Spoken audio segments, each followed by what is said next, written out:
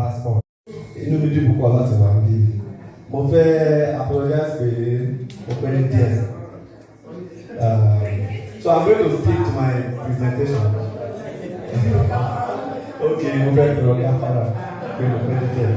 So mo rí pé I'll keep the time, and I will try to make sure that I deliver this in less than 12 minutes. So mo máa bẹ̀rẹ̀ fún 2 minutes more. Ó dùn mí pé àwọn tí mo fẹ́ bá sọ̀rọ̀ lọ́gọ̀ sí bí, because my presentation is actually for youth, and mo lè wo gbogbo àwọn ìyá àwọn bàbá ló wà ní àwọn ọmọ yẹn ò síbẹ̀. Ẹjọ́ next time ẹ jẹ́ ká mú ìtẹ̀jọ́ mọ́ mọ̀ àwọn tó tún kéré sẹ́yìn ni mo sọ. Okay. Distinguished elders, respected leaders, fellow indigenous of Ogun State, especially the young people, fortunately they are not here today. It is both an honor and privilege to stand before you today to speak on a subject that directly to our future. Living Ogun State identity through integrity and contribution. I want to begin with a simple question. Who are we when nobody is watching? Are we only Ogun State indigene when attending cultural events, wearing attire and ashofi?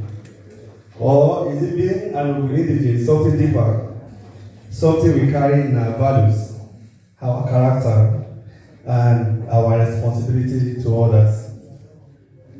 Because identity is not only what we inherit, identity is what we preserve, what we practice, and what we pass on. Today, Ogun State is one of Nigeria's most successful and industrial states, known as Nigeria's gateway state. It has an estimated population of 8.7 million people. Youth literacy rate is about 90%, and one of the strongest human capital profiles in Nigeria. With a labor force participation rate of 85.6% and unemployment rate of 6.8% and a poverty rate of 10.7%, Ogun continues to outperform many parts of Nigeria in economic opportunity and social development. Economically, Ogun State is a powerhouse.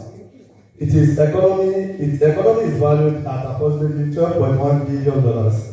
That is about 17 trillion naira in 2026 estimates, making it one of the largest economies in Nigeria.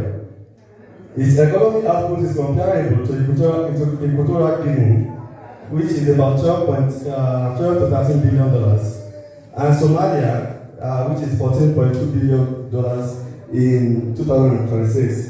While approaching the economies of Namibia and Mauritius, which is about $14 to $15 billion each. The state generates about 85 billion annually in naira in internal generated revenue, and remains one of Nigeria's leading establishments in manufacturing and investment.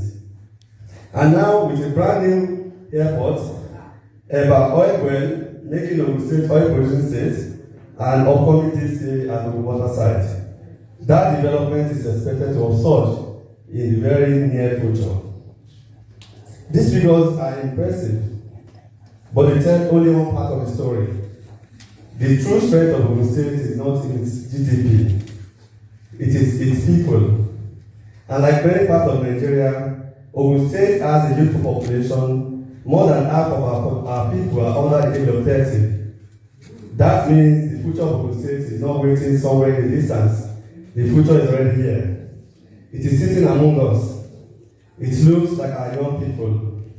And that brings me to my first theme, identity before influence. Before we can lead others, we must understand who we are. Our communal identity is our strength. Whether we are Eba, Ijebu, Remo, or Yewa, our diversity is not weakness. It is part of what makes Ogun State exceptional. Yet, in today's world, many young people are becoming disconnected from their roots. We know global trends, but not local history. We know international celebrities, but not our heroes. We speak confidently about our nations, other nations, yet sometimes struggle to explain our own heritage. We speak Queen's English, but struggles with Remo, Ijebu, and Eba. And this matters because when people forget who they are, others define them. Community identity gives young people confidence, belonging, and direction. We must teach our children not only how to succeed, but also how to stay connected.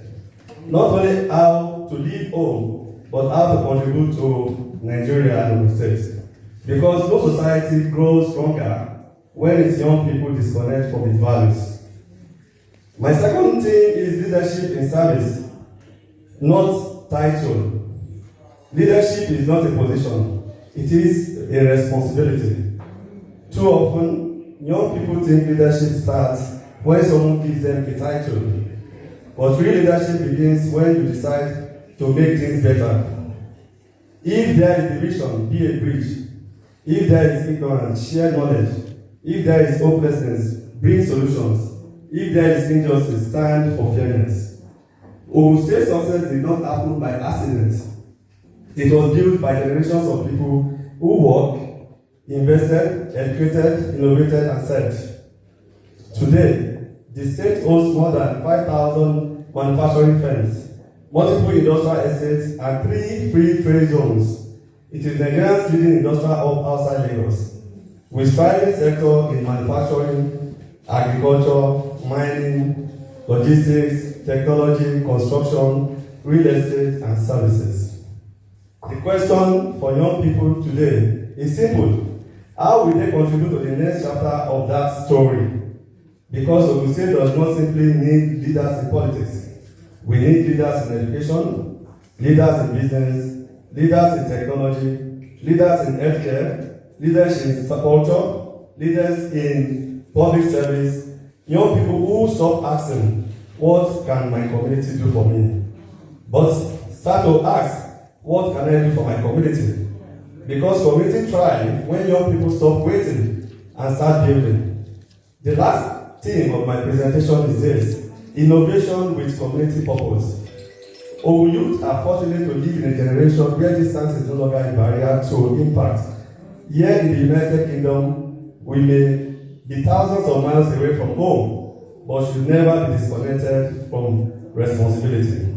Young Ogun Indigene in Woolwich, Reading, London, Birmingham, Manchester, or Glasgow can mentor students in Abeokuta online, support educational programs in Shagamu, create business partnerships in Djibouti, invest in communities, transfer skills, and build bridges between diaspora knowledge and local opportunities in Naro.